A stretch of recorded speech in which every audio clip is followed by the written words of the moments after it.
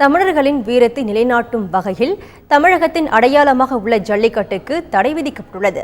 ஆயினும் இந்த தடை நீக்கம் செய்யப்படும் என்ற நம்பிக்கையில் கன்றுக்குட்டிகளை ஜல்லிக்கட்டு காளைகளாக வளர்க்கும் முயற்சியில் ஈடுபட்டுள்ள கிராம மக்கள் குறித்து தற்போது காணலாம்.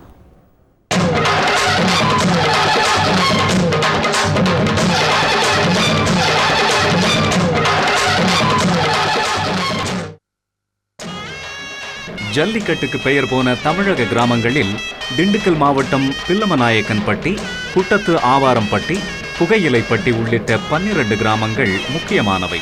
அந்த கிராமங்களில் 200 ஆண்டுகளுக்கும் மேலாக ஜல்லிக்கட்டு போட்டி நடத்தப்பட்டு வருகிறது. அதிலும் குறிப்பாக பில்லமநாயக்கன்பட்டியில் 350 ஆண்டுகளாக ஜல்லிக்கட்டு போட்டிகள் நடத்தப்பட்டு வருகின்றன. ஜல்லிக்கட்டுக்கு தடை விதிக்கப்பட்டுள்ள போதிலும் இங்கு இன்று வரை ஒரு மாடு கூட விற்பனைக்கு செல்லாமல் ஜல்லிக்கட்டுக்காக வளர்க்கப்பட்டு வருவதிலிருந்தே இந்த கிராமத்து மக்களின் மனநிலையை அறியலாம். இப்போ எங்கள் வீட்லேயும் ஒரு 20 வருஷமாக மாடு எங்கள் அப்பா எங்கள் தாத்தா எல்லாம் வளர்த்துக்கிட்டு இருக்காங்க. இப்போ நானும் வளர்த்துக்கிட்டு இருக்கேன். என்கிட்ட 2 கன்றுக்குட்டி இருக்குது, பெரிய மாடும் இருக்குது.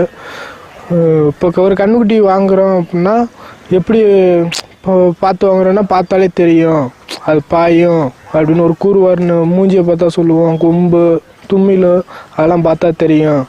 இன்னொன்று நாங்கள் பழக்கி பார்த்து தான் கன்றுக்குட்டி வாங்குவோம். ஜல்லிக்கட்டே இல்லைனாலுமே நாங்கள் கன்றுக்குட்டி மாடு எல்லாமே வச்சுருக்கோம்.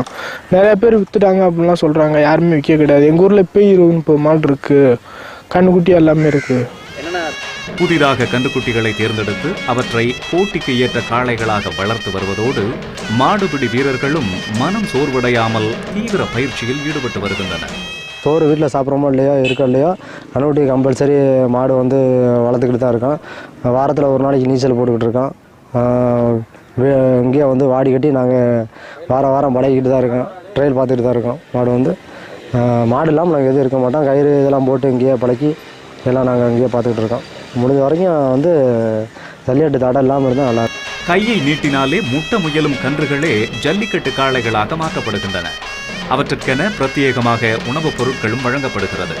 நீச்சல் பயிற்சி, நடைப்பயிற்சி உள்ளிட்டவையும் வழங்கப்பட்டு தீவிர கண்காணிப்பில் வளர்க்கப்படும் இந்த கன்றுகள் ஜல்லிக்கட்டில் தன்னை பிடிக்க வரும் வீரர்களை கண்ணால் பார்த்தே மிரள வைக்கும் காளைகளாக உருவாகின்றன.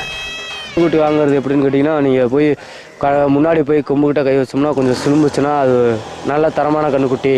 ஆட்டுக்கு வாரம் கூட்டி போய் குளிப்பாட்டி விட்டு அதை நீச்சலுக்கு போட்டு அதுக்கு கைகால் நல்லா சுறுசுறுப்பு இருக்க மாட்டோம். அதுக்கு நீச்சல் போட்டால் கொஞ்சம் கைகாலெலாம் நல்லா விறப்பாக இருக்கும், சுறுசுறுப்பாக இருக்கும்.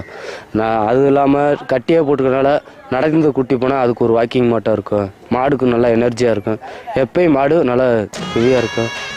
ஜல்லிக்கட்டுக்கு தடை உள்ள போதிலும் நம்பிக்கையுடன் கன்றுகளை ஜல்லிக்கட்டு காளைகளாக மாற்றி வரும் பில்லமநாயக்கன்பட்டி கிராமத்தினர் தமிழகத்தின் ஆச்சரிய குறியீடு.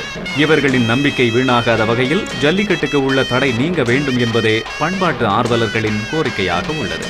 தந்தி டிவி செய்திகளுக்காக திண்டுக்கல்லிலிருந்து ராஜ்குமார்.